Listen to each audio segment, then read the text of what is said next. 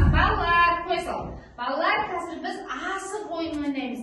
Бүгінгі ойынымыздың аты хан талапай деп аталады. Кәні бірге айтайықшы?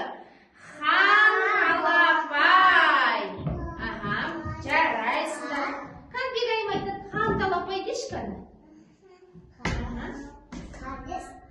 Хан талапай. Жарайсыздар.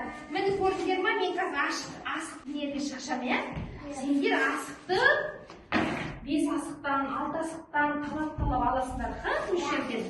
Содан кейін ең дәу асықты кім алады, сол хан болады. Түсінікті ма? Сен аласыңдар. Ал. Талап алайық бір-бірімізден. Хан